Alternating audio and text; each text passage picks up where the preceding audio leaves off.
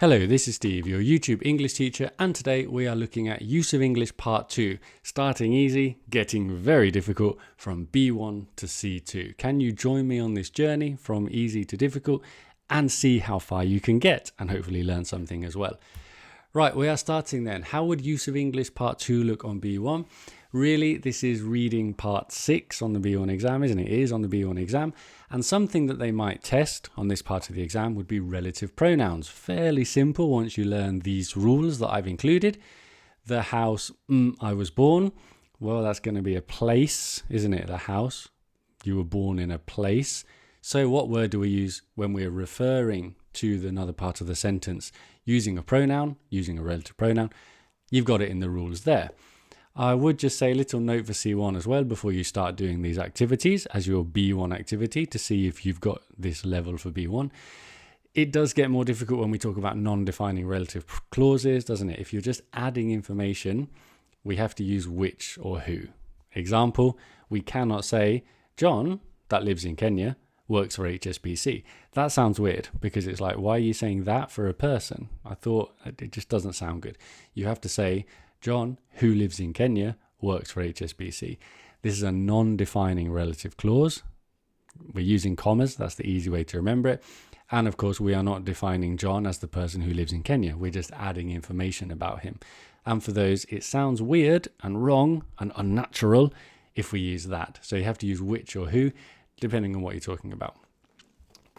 Right, finish these activities then. You should have probably done this in the time I'm boring you with my non-defining relative clause explanations.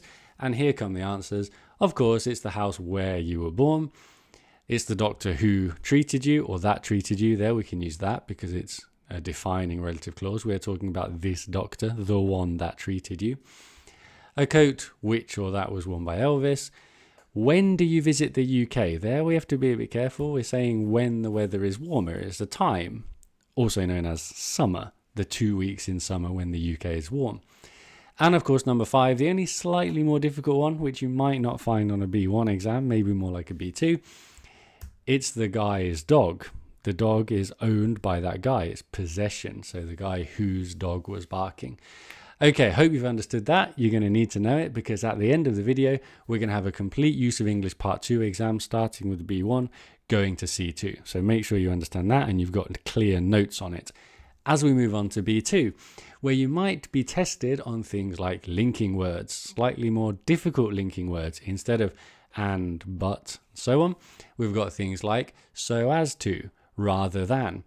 Your activity is to replace these 5 linking words, which are underlined in italics, with one of these from the highlighted green words in the box to the side of it. It looks like there are more words than you need, so 2 of them are distractions, just to make it more challenging. Pause the video, read those sentences carefully, think about the meaning of these linking words and how to use them, because obviously that's going to be important in Use of English Part 2. You will need to understand the context of the sentence to put in the correct word. Here we go. Here are the answers because you've done it now. You can ignore these extra examples. That's just for your notes in case you want to take more notes, which you should be doing. The answers are so as to. Also, we can say in order to. It's the same way of saying to. The reason we do something, so as to, or in order to. Rather than, instead of, because of, owing to, while, whereas, and even though, despite the fact that. What you need to notice for these Use of English Part 2 expressions is that many of them are multi-word expressions. So if you use of English Part 2, where a word is deleted and you don't have any options for it, you need to know the whole expression because they could delete order, or they could delete in, or they could delete to. You have to know the whole expression. It's no good just knowing part of it. You have to know the whole expression and understand the context of the sentence, like I said, so you can then remember your linking words and put in the correct one, which we'll be doing at the end of this video when we have a Use of English Part 2 exam. But let's move on to C1 for now, where we might be tested on more prepositions, this time how we use prepositions correctly with different adjectives. And as it's C1, we're not going to be doing things like I'm happy to see you, or, it's that's too easy, isn't it? We're going to be doing more difficult ones. as you can see, I've got some examples here. I am committed to doing something. He was instrumental in the victory. This is synonymous with synonymous with success. This company is synonymous with success. This company is synonymous with failure. Don't say that if you're a company. So what you need to do is use these prepositions. I am giving you these prepositions, so I'm giving you a little clue, and use them with the correct adjective. The adjective is the clue. Eligible, the prize. Prone, flooding. Which one goes with which one? And then I've also given you some more examples to show you that these are, it's something you can learn. It is something you can learn, thinking about what sounds good, thinking about how prepositions are used in the sentence, because there are general rules, aren't they? Like to being the preposition of destination. You're committed to something. There's almost a sense of I'm going to it. You're instrumental in, like you're a part of it in the area. Synonymous with, it's together. A bit of a feeling for how these prepositions are used. But anyway, I'm talking too much. Let's look at the answers. That's why you're here, isn't it? You're here for the pure hard grammar.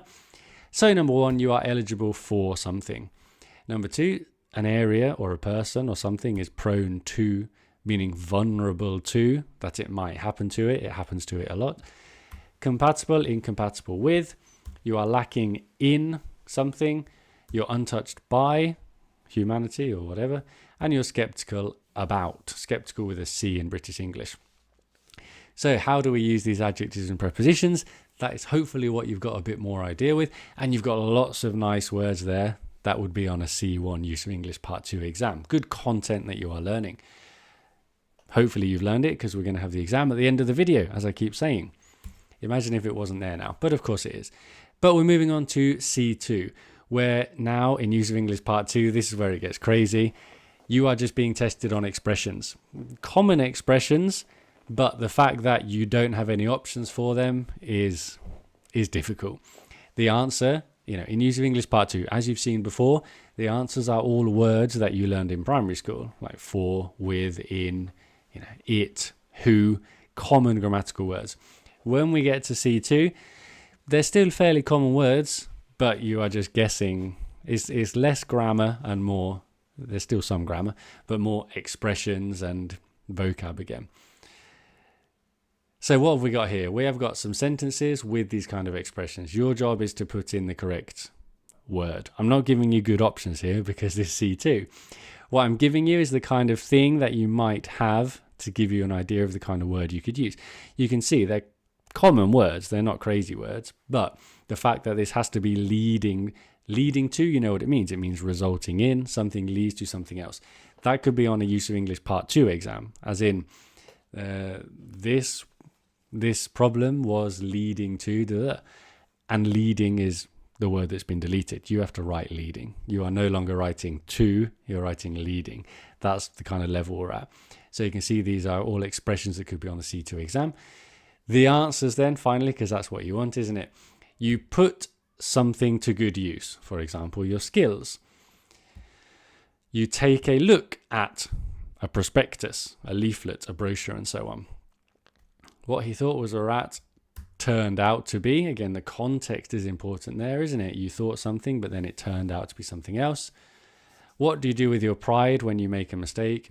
You swallow your pride. That's the only answer there. And number 5, the expression is a world of difference, as you can see between B1 and C2. B1 candidate would struggle to know the expression a world of difference. But a C2 candidate, it should sound good to you because it just sounds good. That's the only possible option for a native speaker when they read that. Right, so we've got a bit of an idea of every level. Let's do our beautiful exam. This time the topic is Taskmaster, a show that I'm a huge fan of. Been watching this for many years. All the different series, the different countries. It's great fun. What you need to do, you can see it there. There's no options. Read the text. Think about the meaning of it. Okay, it's about a TV show. It seems to be some kind of comedy show because it mentions comedy a few times and how it's funny. You've got an idea in your brain. You're understanding it.